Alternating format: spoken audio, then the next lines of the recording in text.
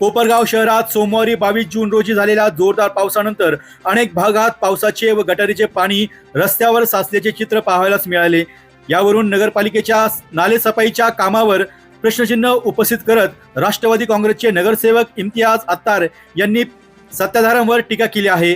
काही दिवसांपूर्वी कोपरगाव नगरपालिकेच्या सत्ताधारी गटाने मोठ्या प्रमाणावर नालेसफाई केल्याचा दावा केला होता, मात्र अनेक दिवसांच्या प्रतीक्षेनंतर झालेल्या पहिल्याच पावसात त्या दाव्याची पोलखोल झाल्याचा आरोप अत्तार यांनी केला आहे। शहरातील विविध भागामध्ये नाल्यांची योग्य साफसफाई न झाल्याने पावसाचे तसेच गटारीचे पाणी थेट घरामध्ये व रस्त्यावर साचले। परिणामी अनेक ठिकाणी तळ्यासारखी परिस्थिती निर्माण झाली असून नागरिकांसह व्यापाऱ्यांनाही मोठ्या अडचणींचा सामना करावा लागत आहे।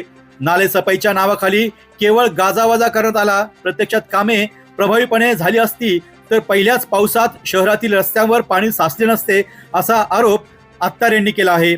दरम्यान गेल्या काही दिवसांपासून कोपरगाव शहरात सत्ताधारी आणि विरोधी गटामध्ये ढापे प्रकरणावरून आरोप प्रत्यारोप सुरू आहेत। यावरून ढापे नेमके कुठे टाकले याची माहिती नागरिकांसमोर आणावी अशी मागणी अत्तार यांनी करत सत्ताधाऱ्यांचा चांगला समाचार घेतला आहे। पहिल्याच पावसात शहरातील अनेक भागातील परिस्थिती समोर आल्यानंतर नगरपालिकेच्या नालेसफाई मोहिमेच्या कार्यक्षमतेवर पुन्हा एकदा चर्चा सुरू झाली असून नागरिकांकडून नाराजी व्यक्त केली जात आहे। काही दिवसापूर्वी कोपरगाव नगरपालिकेचे जे नगराध्यक्ष आणि काही त्यांची टीम या कोपरगाव शहरामध्ये नाले सफाईच्या नावाखाली जो गाजावाजा केला तो आपण सगळ्यांनी पाहिला असेल, परंतु पहिल्याच पावसामध्ये त्यांची सगळी पोलखोल झालेली आहे। त्याच्यामुळे मी कोपरगाव नगर परिषदेचा आणि सत्ताधाऱ्यांचा जाहीर निषेध करतो।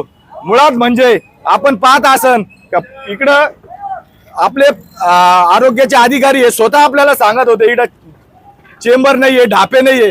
म्हणजे आपण 750 ढापेचा जो गाजावाजा केला तो कुठे आहे? आज येथे आपल्या समोर दिसत आहे एक चेंबर इकडे आहे तर एक चेंबर कुठे आहे?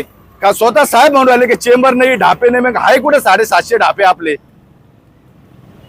आज काय सुभाषनगर भागामध्ये काही परिस्थिती उद्भवली आणि आज संदर्भाला परिसरामध्ये सुभाषनगर भागामध्ये आपण जर जाऊन आपण स्वतः पाहिलं तर आज प्रत्येक 4 घर सोडून घरामध्ये पाणी आहे आणि त्याचं कारण असं का ते नाली सफाई न होत असल्यामुळं अख्खे गटारी जाम आहे।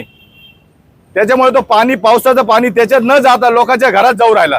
तरी याच्याकडं सत्ताधाऱ्यांनी आणि प्रशासकांनी लक्ष द्यावा ही आमची नम्र विनंती आहे। डी न्यूज वृत्तवाहिनी सामाजिक, शैक्षणिक, राजकीय, धार्मिक, सहकार, सांस्कृतिक, कृषी या सर्व चालू घडामोडींचा वेध घेणारी वृत्तवाहिनी डी न्यूज वृत्तवाहिनी, वेध वर्तमानाचा।